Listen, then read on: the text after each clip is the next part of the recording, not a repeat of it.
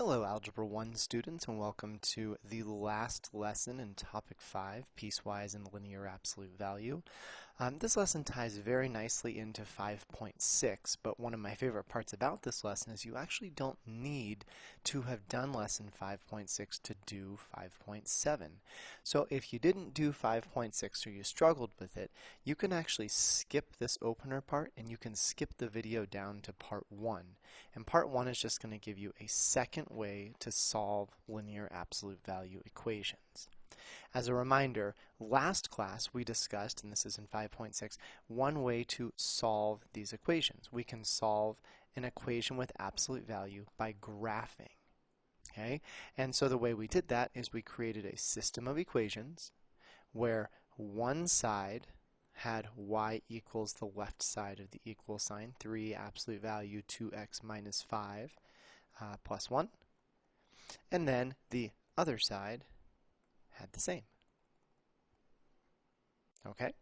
And we could do the same thing with both of these. Now, what we didn't cover last class is when this method might fail or be a little bit tricky.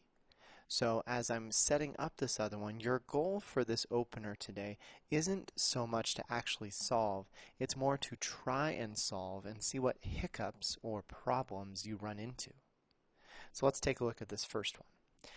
I'll start with the green equation here, y equals negative 2. We should be comfortable with this idea of a horizontal line just looking like this. That's not bad. Then we're going to get to the V-shaped graph because of this absolute value. And we'll go ahead and start to graph. But we'll say, wait, this is a little bit weird. We have an A, we have an H, and we have a K, but it looks like there's an extra value in front of the X. How do we graph that? And you might think, well, I think it starts at 5, 1, and then I'll just ignore the 2. Maybe it goes up 3 over 1. Maybe it looks something like this. And these two don't cross, so it's no solution. Well, you might be right, but you might be wrong. And in fact, if you look at this graph on Desmos, you're going to see that the way that I graphed that there, 5, 1 with the 3 in front, isn't actually the correct way to graph this. So here's Desmos. So we had y equals 3 absolute value 2x minus 5 plus 1. Okay, and when I make this a little bit easier to see, you'll notice that this actually starts at 2.5 comma 1. And does it go up 1, 2, 3 over 1? It looks like the slope actually isn't the same either. Huh. Well, there are certain types of absolute value equations that are not in HK form, and that's one of these here. So this graph is actually incorrect, and so this problem would be really tough to solve because we don't know how to graph absolute value in that form. Well, let's look at this one, because this one seems a lot nicer. We have y equals 3. There's that wonderful horizontal line. Okay, but then we also have y equals 3x minus 1 plus 2. That is in HK form, positive 1 comma positive 2. Okay, and then we go up 3 over 1, up 1, 2, 3 over 1, up 1, 2, 3 over 1. Looks pretty easy, and we go down here, and then we find the solutions. And as a reminder, the solutions is where these two graphs cross each other, but where do those cross? I'm pretty confident that the y value of each one is 3, but what's the x? That's what we're interested in. Is the x, 1.5? Is it 1.3? Is it 1.333? Is it 1.4? And so this could be a tricky problem here if your two equations don't cross at nice integer values. So although this method of graphing to solve equations is useful, it's not always the best when we run into a couple situations, when you don't know how to graph and when the intersections are not nice points. So now let's move into our day 5 or our lesson 5.7, which is how to solve absolute value equations algebraically. Where algebraically means no graphing, it is going to be about solving using SADMAP. Now, strangely, before we get there, we're actually going to do a bit of graphing. And I really like this lesson because it ties everything back in from the beginning of this topic. Remember, our topic is piecewise, which we haven't talked about in a while, and absolute value, and they are connected. We've seen that linear absolute value equations can be rewritten using piecewise functions. In fact, before we even knew what absolute value was, we graphed a piecewise function that did the exact same thing as absolute value. So let's go ahead and graph this equation over here. We already did it once. Let's do it once more. Over 1, up 2, and then up 1, 2, 3 over 1, up 1, 2, 3 over 1, and we can connect those points. I'm going to go ahead and connect them using two different colored lines because I think this is going to make more apparent what we're about to do. Oops, that should be green with an arrow at the end. There we go. All right. Now, of course, linear absolute value makes a v-shaped function, and you could think of this as being all one color, or you could think of it as being two separate colors, or in particular, you should realize that we can make the letter V using two lines. One line in green, one line in blue. Of course, if we want to create an equation that graphs two lines, we need two equations.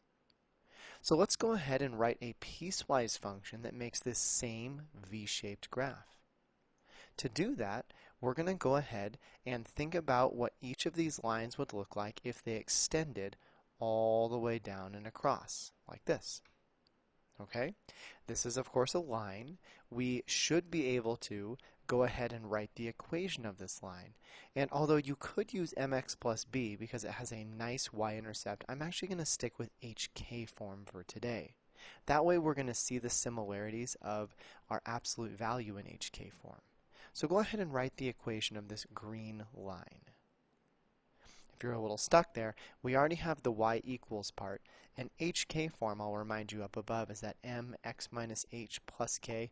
Notice I'm using parentheses because the green graph makes a line. So I'm not doing absolute value, just a line. So let's find the slope first. The slope is down 1, 2, let's see, it looks like I did a poor job there. So down 1, 2, 3, there we go, over 1. Not bad. Okay, so we know our slope is down 3 over 1, or just down 3. Then for hk, we need a point that's on the graph. Well, the easiest point that's going to be here is the vertex of our absolute value graph. This is the point 1, 2. So x minus 1 plus 2. This will make the green line. Let's go ahead and look at the blue one. To do the blue line, it's going to be very, very similar. In fact, let's do the point first. It has the same point, this blue graph, doesn't it? It has the point 1, 2. But what's different about the slope? Well, this blue graph is going in an upwards direction, so it goes up 3 over 1. And so if it goes up 3 over 1, it's exactly the same, but it has a positive slope. So are we done? Well, let's check it quickly on Desmos. To graph a piecewise function on Desmos, you have to graph this on two different lines. But let's see if this matches everything we need. So my first equation, and actually let's just do the absolute value first. So it was 3 absolute value x minus 1 plus 2. We're trying to match that blue graph. So my first equation was 3 parentheses x minus 1 plus 2. And my second equation, actually let's make this the negative one so my colors stay the same. And my original we'll put in red. There we go. My second equation was 3 x minus 1 plus 2. And we'll put this one in blue because I think that's what I did on the previous screen. All right. Does this, what is featured here, perfectly match the red graph? And hopefully you're saying, ooh, no, it doesn't. Right? We did too much. We need this green graph to stop at the vertex, and we need the blue graph to also stop at the vertex. So how do we stop those graphs? Well, that's the whole point of a piecewise function. Right now, this isn't a function because these graphs are on top of each other. They fail the vertical line test. So to turn this into a function, we have to stop the green line. Where do we stop it? Well, we can hopefully tell, and I'm just going to label this at the bottom, that there is that invisible wall at x equals 1. How would you describe all the space to the left? Well, those are all the x's that are less than 1. The space to the right, those are all the x's that are greater than 1. So my green graph, we only want to exist for x's less than 1. My blue, we only want for x's greater than 1. Let's see if that adjustment works. So the way we do this on Desmos, we use these curly braces. We're going to say we wanted the green graph for x less than 1. That's good. Look at that. It stopped the green graph exactly where I wanted. And then we wanted the blue graph for x is greater than 1. And look at that. We have two equations, and put together, it makes the V-shaped graph. Okay? Now, once we've done that, we also might notice that there is an undefined point here. And maybe I should turn this one off to see it more easily. There we go. Can we see that point is undefined? And that's because neither piecewise function has x equals 1.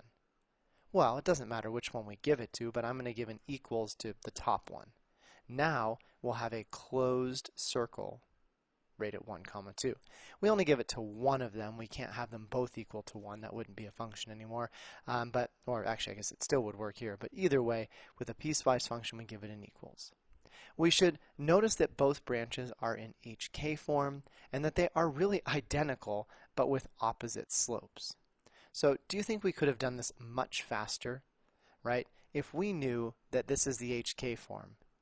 Notice that when we did the lines, we took the opposite slope and the same slope and turned these into parentheses. And perfect. That gave us our piecewise function. I have to tell you that you really don't have to worry much about these for today. You have to worry a little bit, but that's not maybe the most important part. So let's get some practice in. Pause the video here. You guys are going to go through and you are going to write equations for each of these absolute value graphs. You're going to do it once using absolute value in HK form. So when you go through here, you'll have a blank, and you'll have x in the absolute value and a blank and a blank. That's the HK form. Then you're also going to do this in a piecewise form. You're going to write an equation for the left side and an equation for the right side, also using HK form. So for example, here you'd have this, and then it would be x, and in parentheses, a blank and a blank. Now the nice part is the blanks are pretty much going to match. You might just have to deal with the slope. Same thing with the blue one. Blank and blank. To finish off the piecewise function, you do need to include that domain restriction. For example, this is at x equals -1. Everything to the left of that would be x's that are less than 1. So we know that this gets x's less than 1. And everything to the right of it would be x's that are greater than 1. X greater than 1. Okay? So pause the video, write your equations. They go quite quickly. And then we will come back together and see how you did. Ready, set, go. All right. Well, you're back. Let's start filling these in, and we'll go pretty quickly. This isn't the world's most important thing, but it is very good practice for the piecewise section of your test. So, first graph we had to do in red, and that was the absolute value portion. Absolute value-wise, it looks like my vertex is at -1, 3, so it becomes a +1. I'll get rid of these. It becomes a +1 and a -3. Okay. And then we also needed the slope here, and I tried to keep the slopes pretty simple for us. It looks like my slope goes up 1 over 1, and we know the slope stays positive because the graph is facing upwards or opens up. Now, when we write the piecewise function, this part gets easy. The +1 -3 stays the same. They both contain that point. The slopes are easy too. The green graph has a negative slope as the green graph is going down, and the blue graph has a positive slope. And we're done. It took 2 lines to do the same thing that one absolute value equation did. Can you think about why we might want these 2 equations to do the same as what one did? And if you're not sure yet, we'll explain it shortly. Okay, let's look at the next one.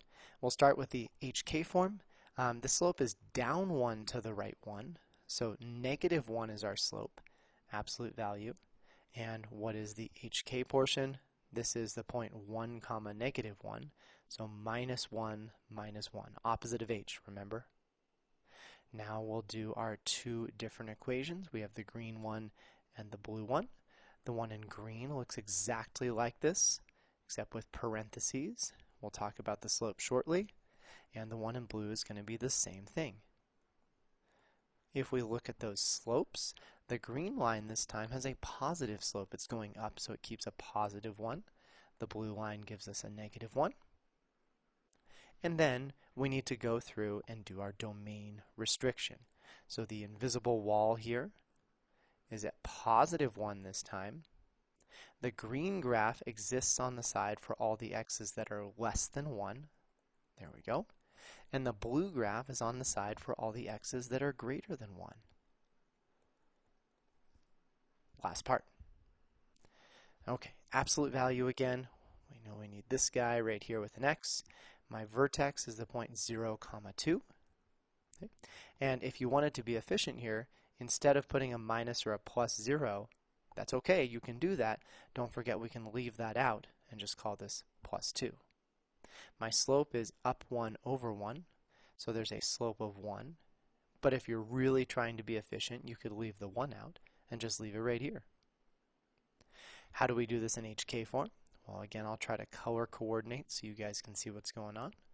The green equation will look exactly like this, but with parentheses. And because there's, well, we'll put the slope in later actually, and then the blue equation will be exactly the same. Okay, what are each of the slopes? Well, the green equation, this line has a negative slope, so you could put a -1. And the blue one has a positive slope. However, if you wanted to be most efficient here, don't forget that you can actually drop the 1, and you could just leave this as -x + 2 and x + 2. Those are the same thing. -x + 2 has a slope of -1, x + 2 has a slope of +1. What about those domain restrictions? Well, as we go through here, this is x equals 0. The green graph exists for x's less than 0. And the blue graph is x's that are greater than 0. All right, let's get into the why we're actually doing this. So, if we look at this, the main issue with trying to solve an absolute value equation using algebra is that we don't know how to undo the absolute value sign.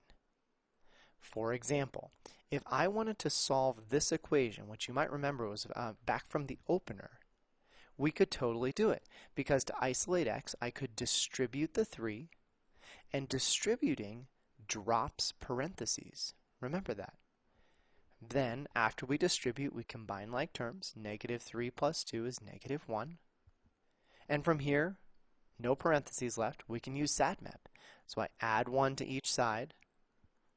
I'm going to run out of room here, so I'm actually going to draw a little arrow to bring us up over here. This is still 3x on the left side, and 3 + 1 is 4 on the right side.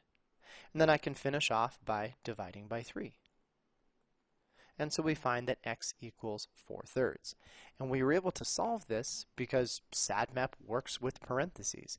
The main theme here is going to be parentheses. So I'm going to say distributive property drops or gets rid of or eliminates parentheses. There we go. However, we covered this a couple classes ago when we were first introduced to absolute value. We said one of the no-nos for absolute value is you are not allowed to distribute. So we can't distribute that in and drop the absolute value. And the other no-no is we can't apply the absolute value to more than one number, so we can't say that that becomes x + 1.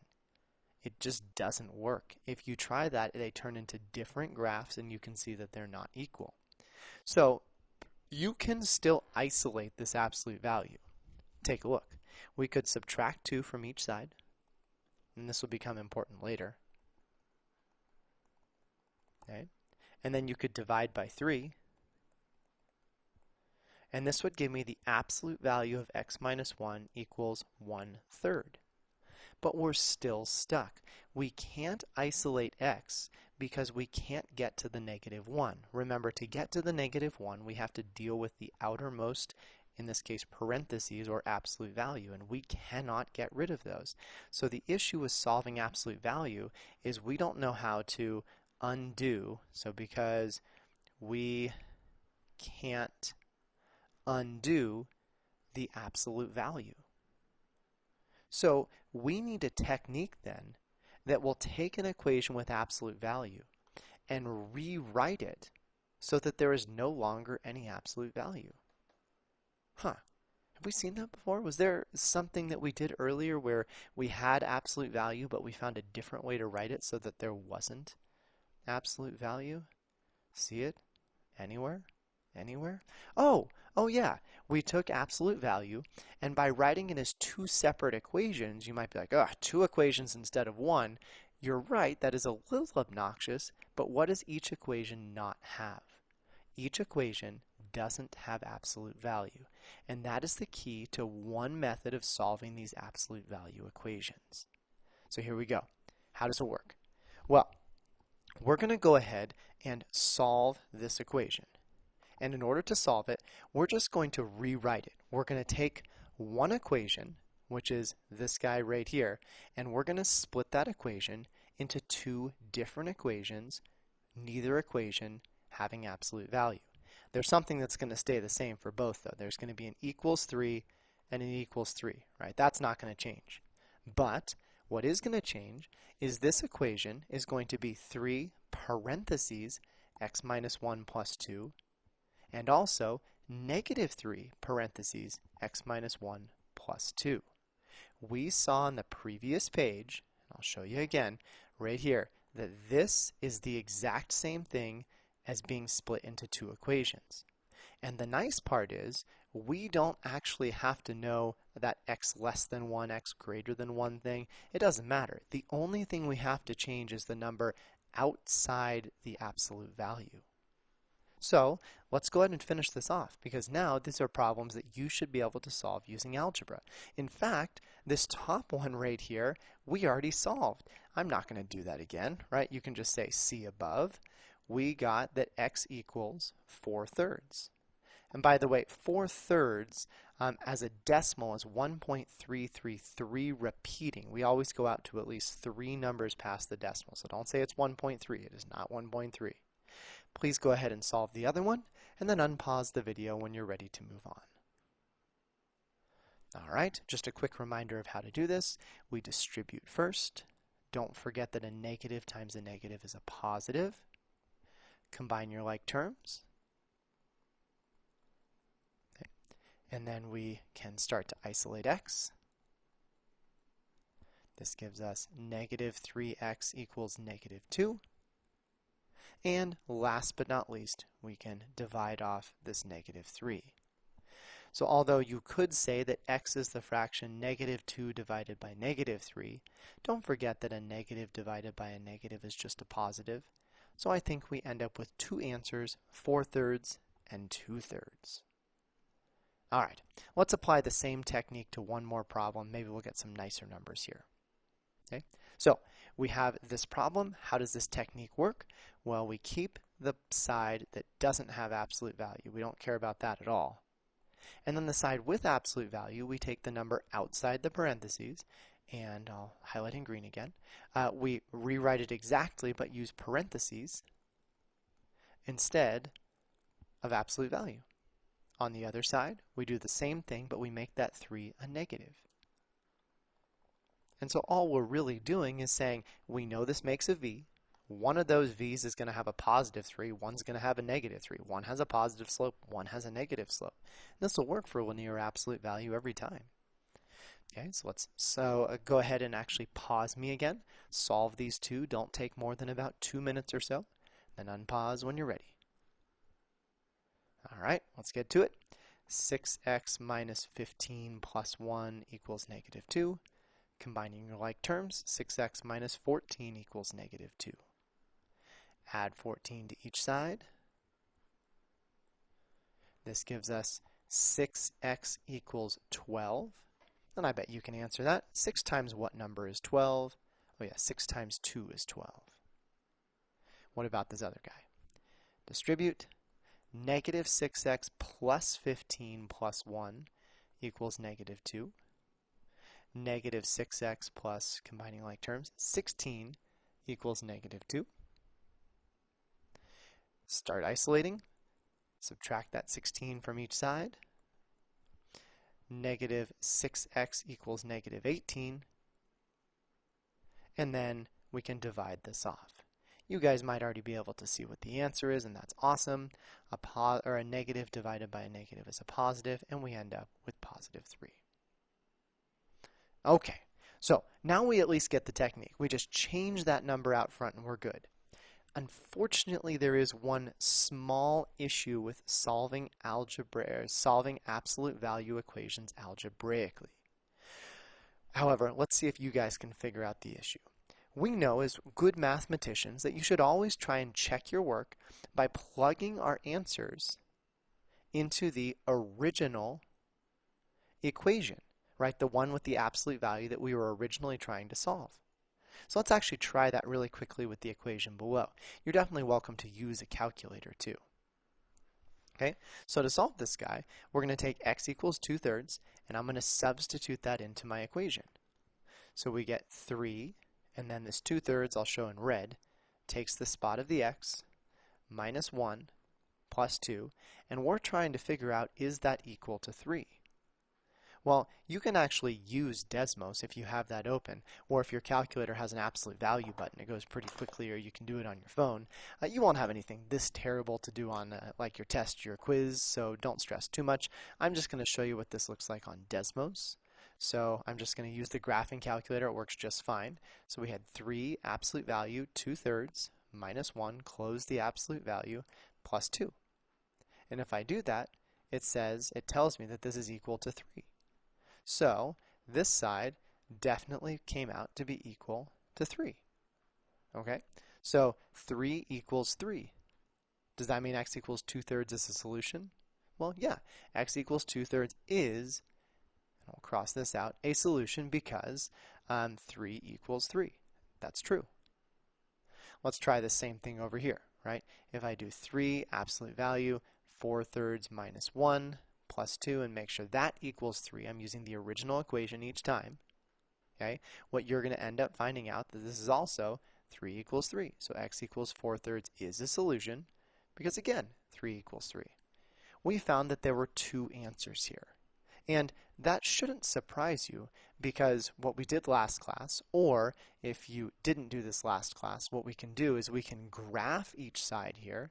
So I have y equals 3, absolute value, x minus 1 plus 2, and also y equals the other side, which is 3. How many places does the blue line cross the red graph?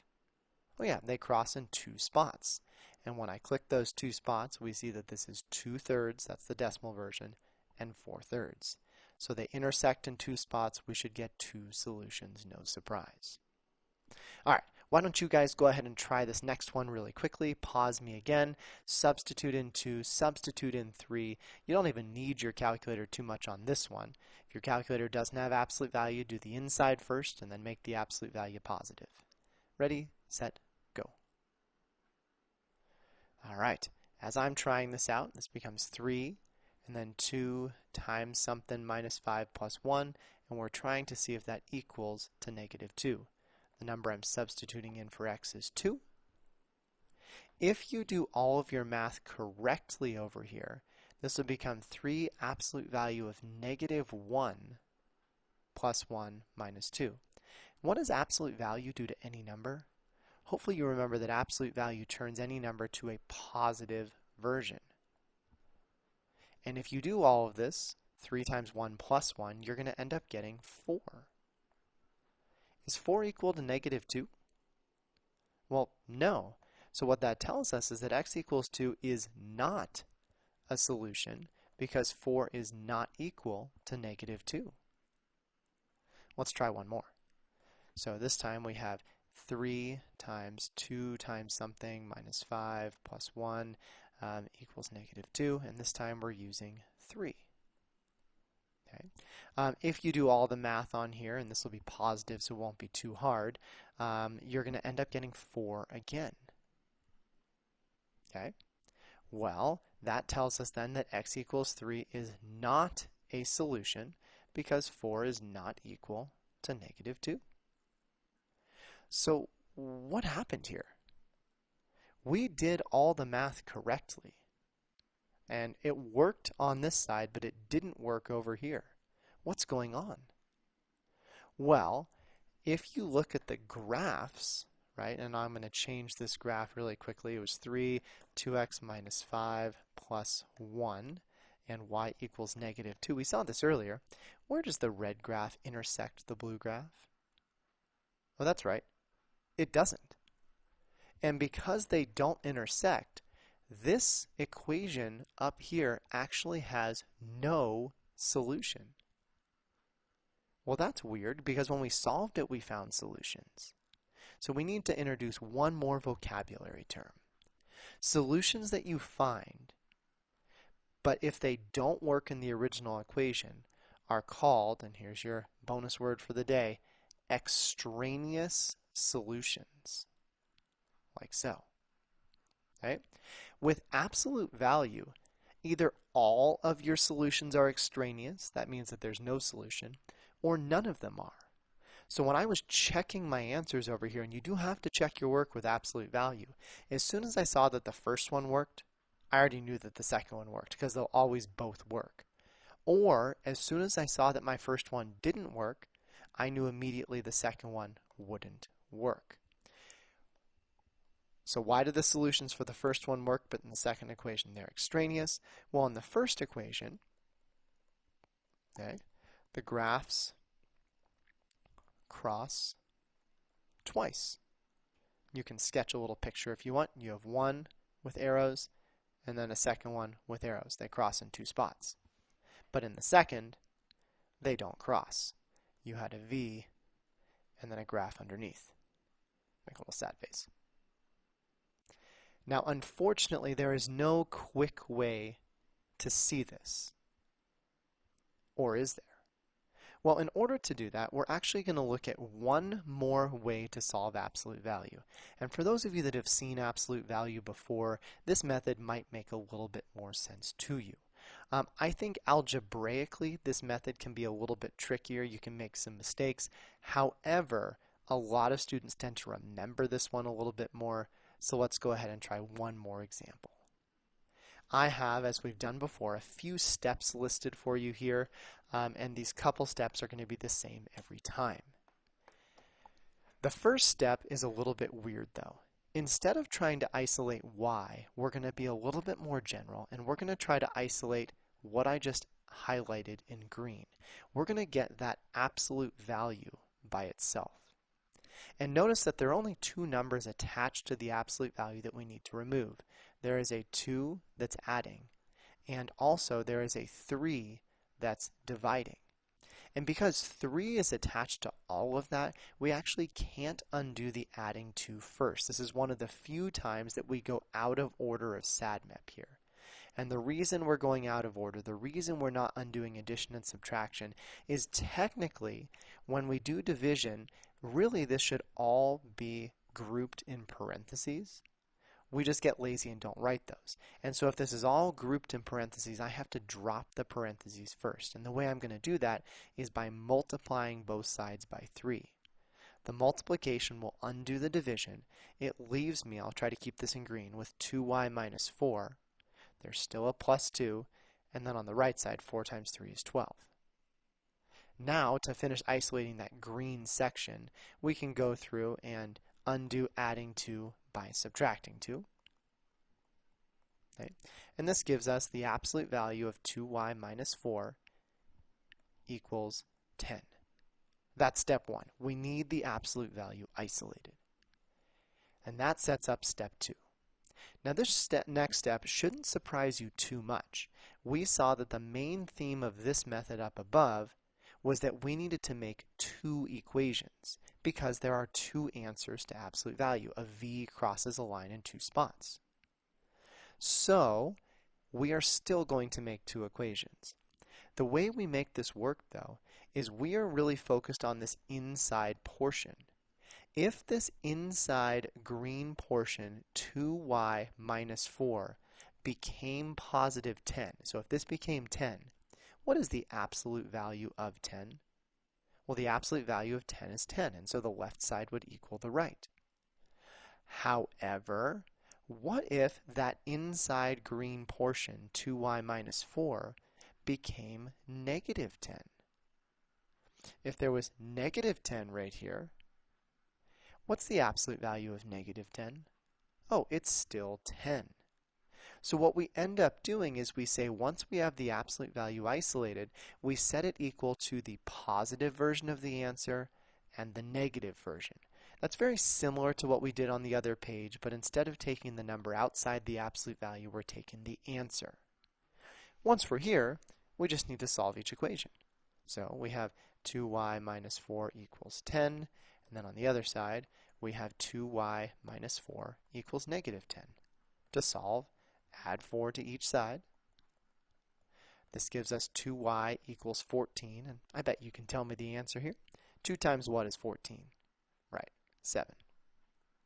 Okay. On this side, we could add our 4 to both sides. Now be careful, I see some students make mistakes here. Negative 10 plus 4 is not negative 14, this is negative 6. 2 times what is negative 6? Well, that's negative 3. You could also divide by 2. Negative 6 divided by 2 is negative 3. So we again find two answers. But the unfortunate part is with absolute value, we do need to check for extraneous solutions, solutions that don't work. And to do that, we need to substitute these into the original. To save you some time here, though, we don't need to plug both in. Because as long as one works, they both work. If one doesn't work, they both don't work. So which one do you want to use? Past experience has taught me most students like to use this positive one. So I'm going to go back and erase this just so we can see what we're doing. We're going to take that absolute value, and I'll write it down here and then zoom back in. Absolute value 2 times something minus 4 plus 2, all divided by 3 equal 4. And we're going to substitute in the 7 that we found. Just the 7. And now we simplify. The inside of the absolute value, 2 times 7 is 14. 14 minus 4 is 10. And that should make sense because we solved to try to make the inside into positive or negative 10. Now we apply the absolute value. The absolute value of 10 is 10. And what is 10 plus 2? That's 12. So now we have 12 on the top divided by 3. We're really trying to see, does the left side equal the right side? So what is 12 divided by 3? Well, that's 4. 4 equals 4. Y equals 7 worked. What does that tell us about y equals negative 3? It tells us it will also work. If one works, the other works. And so we found that this is an example of an equation with two solutions. Now, I may have misled you just a little bit because I said that we always have to plug our solutions in. If you have time, you should always plug your solutions in. But it turns out that there is a little bit of a faster method to determine when absolute value has no solution. And it's going to use this same method on this page. So we're going to get a good chance to practice right here. We are going to isolate each absolute value below. And I'm going to highlight the part that you're trying to isolate here, just to give you that practice. I do not, however, want you to solve each of them. I just want you to get that green part isolated. Once you've done that for each one, see if you can determine which one has or which ones have no solution versus which ones have a solution. Don't solve though. So isolate that green part. And when I say isolate, I'll show you the first one. All we have to do is divide off the 2 that's out front, and that gives me the absolute value of x minus 3 equals 5. That's as far as you have to go, just isolating there. So good luck. Give that a shot. Unpause when you are ready to check your answers. Okay, I'm going to do the same steps for each one. We'll divide off the 2 here. This was going to give me absolute value of x minus 3, and then the right side is negative 5. There we go. Part C, we end up with, let's see, I think we have to subtract 7 here, don't we? Subtract 7 from each side. This gives me the absolute value of x plus 4 on the left side. And on the right side, we end up with negative 5. Part D, we need to divide by negative 4. Okay, this gives me the absolute value of x plus 1. Positive 4 divided by negative 4 is negative 1. Part E, we're going to go through and divide off the 2. This gives me not a nice number, but that's okay. Absolute value of 4x minus 1 equals, and you can just keep it as 9/2. You could have also said that that was 4.5. It's up to you. Last but not least, part F. Looks like there's two values attached to the absolute value. We're going to undo, just like SADMAP normally tells us to do, the addition and subtraction first. This gives me 2, and then absolute value of x minus 3 equals positive 2. And then we divide off the 2. When we do that, and I'm going to draw an arrow over here, that gives us the absolute value of x minus 3 equals positive 1. All right, now, we didn't actually have to solve, but what we do have to do is decide which equations have no solution. And we can do that quickly. There's no more steps involved. Any ideas which ones have no solution? I'll give you a hint. The ones with no solution are B, C, and D. Can you decide why those have no solution? Hopefully you're remembering what absolute value does to any number on the inside. Absolute value, once you evaluate the inside, turns the inside into a positive every single time. So whatever x ends up being here, the whole inside becomes positive. All right, but what do you notice about the answers for B, C, and D? The answers for B, C, and D are all having the absolute value equal to a negative. Can you think of anything where when you take the absolute value, the answer becomes negative? And hopefully the answer is no, because I can't think of anything either. Yeah, so it turns out that when the absolute value is isolated, if the answer on the other side of the equal sign is negative, then the original equation has no solution. And this is because the absolute value, and we're going to say returns, that's a fancy math word, returns a positive answer. Returns just means gives. So that only works, though, if the absolute value is equal to a negative when it's isolated. Because you'll notice on part F originally starts equal to a negative number. But part F has two solutions. When you isolate the absolute value is equal to a positive. Part F has solutions of 4 and 2. So be careful. We can only see this no solution trick once the absolute value is by itself. Okay, so let's go ahead and get some practice problems done here. If you finish this early, then you can show your teacher and they'll have a little bit of extra practice for you. You are going to try this on your own, and then once you are done, you can unpause and come back together with me, and I will show you how it went. Ready, set, go. All right, part 1. Decide if each equation has a solution by isolating the absolute value. Justify your response. Okay, well, here's part A. Oh, it looks like it's equal to a negative, but let's isolate that absolute value first, just to be sure. Absolute value of x equals negative 5. Absolute value doesn't have a solution because absolute value can't be negative. There we go. Part B. Ooh, this one also looks like it's equal to a negative. Let's do those same steps and isolate the absolute value. This gives me the absolute value of x minus 3 equals positive 3. Oh, look. We now have absolute value equal to a positive. This equation does have a solution. It actually has two solutions because the absolute value equals a positive. All right, last but not least, let's take a look at this guy. Equals a negative. That's a little bit worrisome. But if we add 5 to each side, that gives me 2 absolute value x plus 1 equals 4. And then if we divide both sides, not by 5, by 2, whoops. Okay, this gives me the absolute value of x plus 1 equals 2. We're equal to a positive, so it actually has two solutions here. And that is because the absolute value equals a positive. Very nice. All right, these last 6 problems just want you to solve algebraically. It's your choice on how you want to go through and solve these. I'm going to stick to the more common method, which is this guy. I really like this method up above with piecewise functions, but I found it tends to scare some people away, so I'll stick with the common method. But if you wanted, you could always split the equations right away by changing the slope, positive, negative. Again, I'll do the more common method of isolating that absolute value first each time. So, good luck. Let's see what you guys end up with solutions, and we can go from there. All right. First problem. I'm going to divide off the 2 to isolate absolute value. So we end up with the absolute value of x minus 2 equals 2. Pause here. Absolute value is isolated. It's equal to a positive. How many solutions? Should be 2 solutions. It's not a negative. We proceed. Now this is where things get weird. To proceed, we make 2 equations with just the inside of the absolute value. No more absolute value though.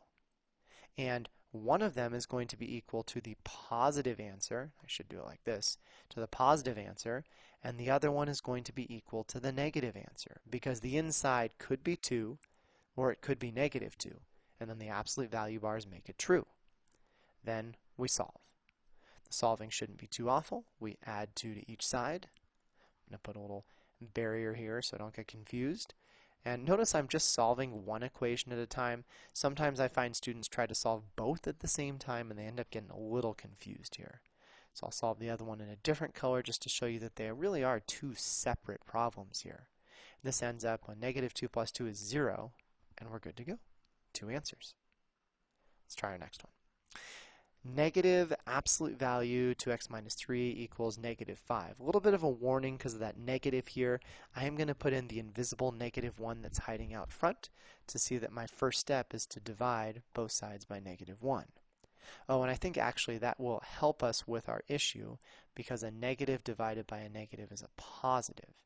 Now we have absolute value equal to a positive. That's good. Now we can make our 2 equations. One equation takes the inside of the absolute value equal to something. The other equation also takes the inside of the absolute value equal to something. Okay? Then we take the positive answer and the negative answer and we solve. Okay, again, I'll do my little barrier here. We need to add 3 to each side. This gives us 2x equal to 8.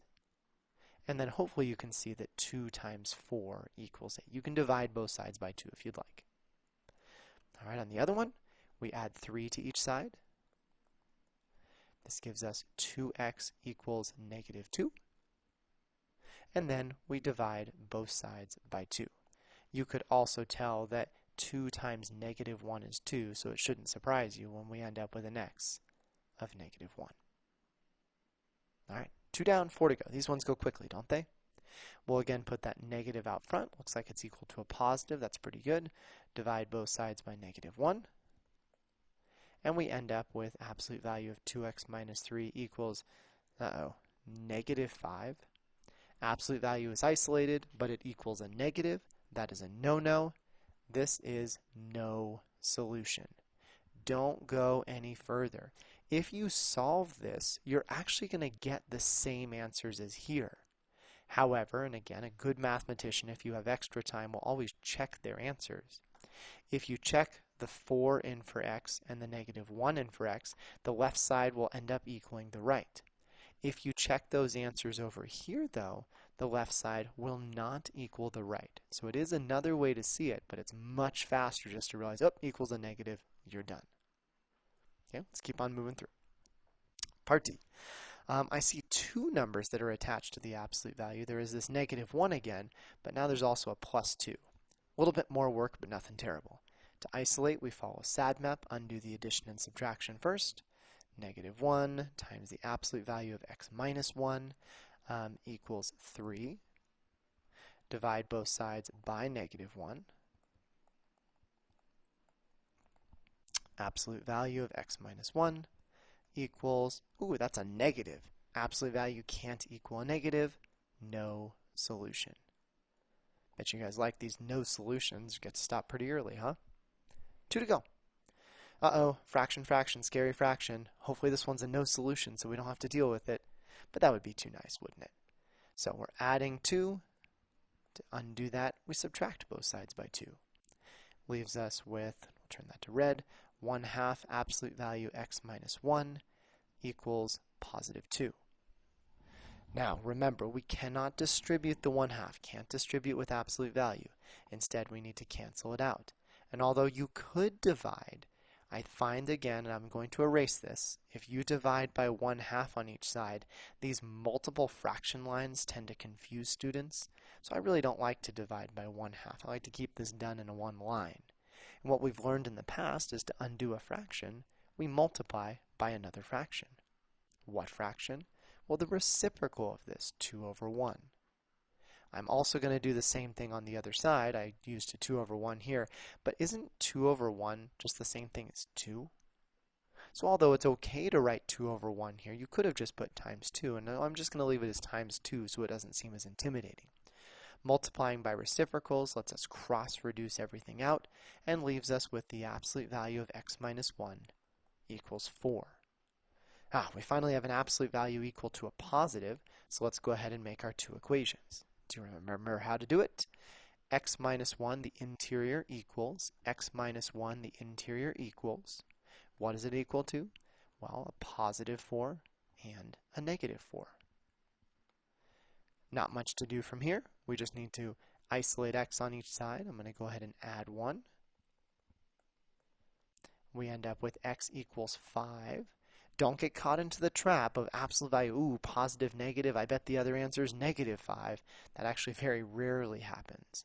When you add 1 to negative 4, it is not negative 5. Negative 4 plus 1 is negative 3. And there are our two answers. Last problem. Let's see what we can do. The absolute value of x minus 4 minus 7 equals negative 7, or that pesky negative. Let's undo the 7 first. That gives us the absolute value of x minus 4 equals negative 7 plus 7. That's 0. Do I even need to write that? I didn't write it here. Well, yeah, we do. We don't leave a blank on one side of the equal sign. So let's get a 0. Okay, well, now what? Well, it's not a negative, so I think absolute value can equal 0. Let's move on. X minus 4 equals. X minus 4 equals. We have a positive 0 over here, and technically a negative 0. That's kind of weird. We'll address that in a second. We can at least solve this first one. To solve the first one, we add 4 to each side, and that leaves us with x equals 4. Okay? On the right side, negative 0 is actually the same thing as 0. You can keep it as negative 0 if you want. Nobody really does that, but not a bad conversation to have. Negative 0 plus 4 is really the same thing as positive 4 minus 0, and 4 minus 0 is just 4. So this is one of these odd ducklings where there are two answers here. The two answers just end up being exactly the same. And if you wanted to finish this off on a strong note, I'm going to show you what these graphs look like on F, just on F, just so you can understand why there's one answer instead of the other two. So I had, and we're going to get rid of this one, I had y equals, and it was absolute value of x minus 4 minus 7, and then the other one was y equals negative 7. If you look at these two graphs, the red graph and the green graph, how many places do they cross? Oh, it looks to me like they only cross in one spot, when there's an x of 4, which is exactly what we found. So it does turn out anytime your absolute value ends up equaling 0 when you isolate it, you're only going to have one answer. It's the only odd duckling that you guys are going to have to deal with. So two answers, no solution, or occasionally one answer. If you do have any extra time, your teacher should give you a little bit more practice on this. If not, thank you for hanging out with me, and I hope you got a lot out of this lesson. Next class, we're going to start our review for our last test of the semester.